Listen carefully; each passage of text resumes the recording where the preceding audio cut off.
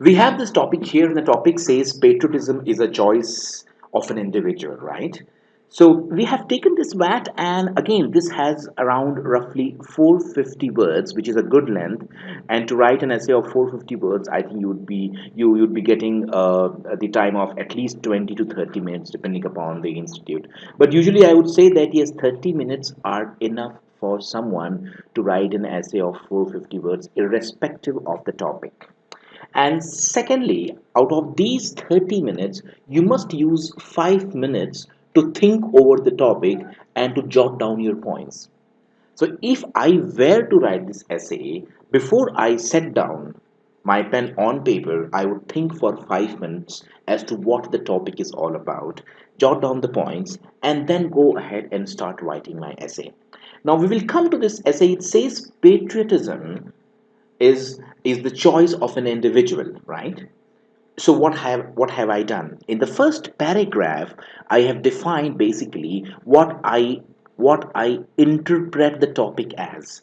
So always, this is the thumb rule of any good essay. Whenever you are given an essay, you must first try to mention the way in which you have interpreted that topic. For example, it says here, patriotism is not a choice but a feeling. Now, what the writer has done, the writer says that fine, the topic says patriotism is a choice of an individual, but he starts by saying that it's first a feeling and not a choice. And further, he says, like any other feeling, it must come from within.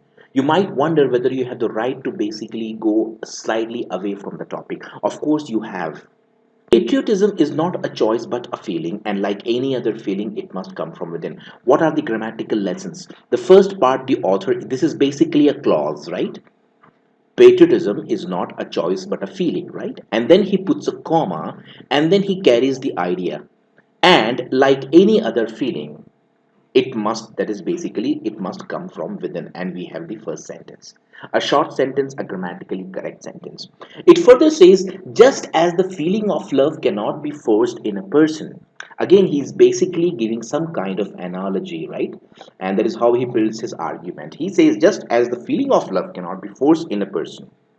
So now, just as and so is an idiom, right? How to use this idiom? Just as everyone thought about India as a great country, so the Britishers thought about the country as a great one. So just as so is basically an idiom.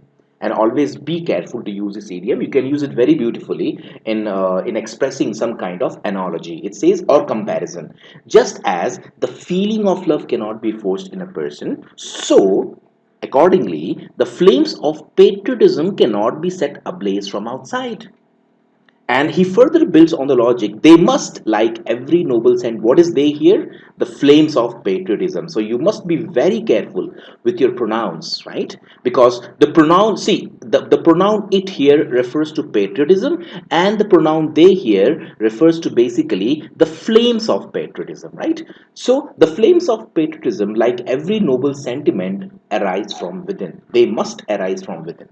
I, and then he puts a mild conclusion. He says, I therefore believe that. And what is the belief? So again, you'll find that usually we use this that clause to express an idea. I believe that, I know that, I suggested that, I recommended that. So this is again a very, very common construction. I therefore, and this again comes as a pause, right? Because it shows a conclusion. I therefore believe that patriotism is indeed a feeling of an individual, a noble sentiment that we don't realize we have until the hour of reckoning comes. So the author says basically that we don't know that we are patriotic until the time comes, right? So you just cannot say that patriotism is like every other feeling, a feeling of pleasure, feeling of happiness. It's a feeling that we don't realize we have until the hour of reckoning comes. So what has the writer done in the first paragraph? In the first paragraph, the writer has basically introduced the topic, he has logically interpreted it, and he has come to a mild conclusion. He says that it is not a choice but a feeling, and like any other feeling, it must come from within. And then he says, just as the feeling of love cannot be forced in a person, so the flames of patriotism cannot be set ablaze from outside. They must, like every noble sentiment, arise from within.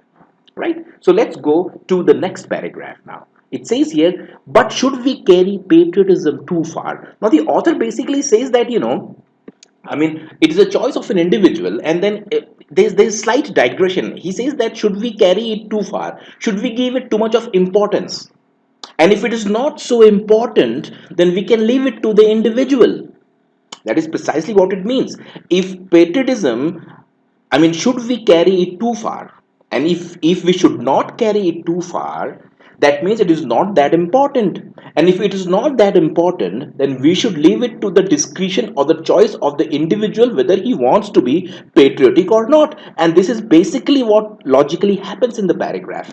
But should we carry patriotism too far? So far that we become zealots or fanatics, entirely insensitive to the higher and yet nobler sentiment called humanity. So, this is a question, a rhetorical question. But should we carry patriotism too far? So far that, again, this is a idiom. So far that we become zealots. Zealot means, again, it's someone who is basically a very enthusiastic about one's own country. That person is a zealot, right? So far that we become zealots or fanatics, entirely insensitive to the higher and yet nobler sentiment called humanity. Again, we have used just as we belong first to our country, then to our family. So, based on similar analogy, I can say that we belong first to the world, to the human race in general, and then to our country. So the author is basically coming to some point. And again, we have used the idiom to express the idea. What is that idiom? Just as and so. Again, it's a very good grammatical, it's a rhetorical device. Whenever you want to give some kind of comparison, you can always use this. Just as everyone is concerned about his career, so I am concerned about my career, right? So this is a more beautiful way of expressing something, and I frequently use this kind of idiom so that I can express my idea in a better way. Just as we belong first to our country, then to our family, so again we have a modifier. It's an interrupter. I call this as interrupter. So based on similar analogy, I can say that we belong first to the world, to the human race in general, and then to our country. So again, this is an interrupter. Whenever you are interrupting your flow of ideas, you can always put a comma, but you must ensure that the interruption is of the right kind. My duty towards my country and my countrymen shouldn't make me turn a blind eye to my duties as a global citizen. That is precisely what the author says. He says that patriotism is not so big a concept and we should not make too much out of it. He says my duty towards my country and my countrymen shouldn't make me turn a blind eye. Again, you have a very good phrasal verb or an idiom, I would say. Turning a blind eye basically is an idiom, and it means to basically ignore something. So you can always use the word ignore, should not make me ignore my duties. But the better replacement of that is turn a blind eye. Whenever you are writing, if you can use a better expression that gives your writing a kind of aesthetic beauty. It was this turning, now here he gives example. It was this turning of the blind eye that made the leaders of Nazi Germany so full of hatred for the Jews that they forgot about their duty as a member of the human race. Again, look at this sentence. It's a perfectly constructed sentence. It is long, but it is grammatically correct. It was this turning of the blind eye. And look at the sentences are logically connected. It was this turning of the blind eye that made the leaders of Nazi Germany so full of hatred for the Jews. Again, so full that. So that is also an idiom. Please understand, this is a grammatical construction, and you can always use this in expressions. I was so much tired that I did not have energy to have my breakfast.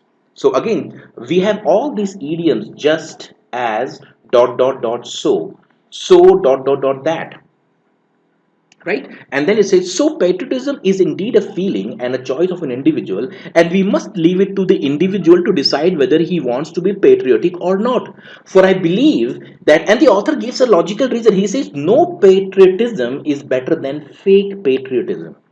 So the author says leave it to the individual, because if you don't leave it to the individual, then he might start showing fake patriotism, and that would be basically grossly incorrect. Moreover, the author says not to be patriotic doesn't mean to be treacherous or seditious. So you are not patriotic. That doesn't mean that you are basically, betraying your country. See, just as not loving someone doesn't mean that you hate that person. Similarly, not being patriotic doesn't mean that you are treacherous or seditious. My love for my country is my own concern, and the state of which I am a part has nothing to do with my concern. Just as you can never imprison a man for not loving his wife, so again you have the idiom just and so. So you can never persecute a man for not loving his country, right? It is the choice of an individual. It's a feeling that may or may not be there.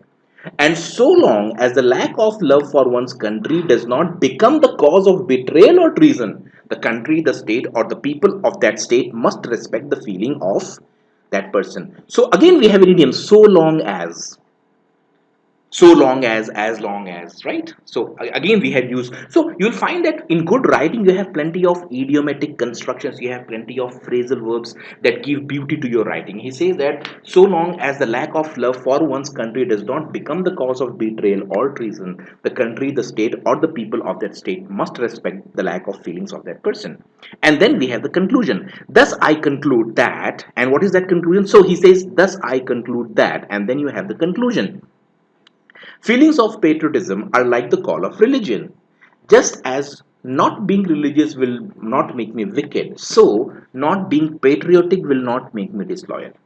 Without any feelings of patriotism, I may still be a noble and conscientious citizen, scrupulously paying taxes and honestly carrying out my duties as a citizen. On the other hand, with all the feelings of patriotism, I may still be corrupt and unprincipled, hostile to my neighbor, and envious of my friends. We must first try to become a good human being, and he who is good to his fellow human beings will always be loyal to his country. So it's a very good essay in the sense that the author has logically gone ahead and defended the argument by saying that yes, indeed, patriotism is the choice of an individual. The state, the people around him have no say in that. And how is the construction? This part basically is a conclusion. Look at the last paragraph. See, you must have unity of ideas. This is basically one unit, right? This is another unit, and this is the third unit. In the third unit, I have the conclusion. In the first unit, I have the introduction. And in the body of the essay, I have basically gone and, I have given examples. I have gone into the crux of the matter by saying that, is patriotism such a great thing? Should we make too much out of it? And what happens if we make too much out of it? And there have been very good examples in which we have shown that humanity is a far, far, far bigger sentiment than patriotism, and who is a global citizen and who is humane enough to treat his fellow citizens with respect and deference, he would never betray his own country.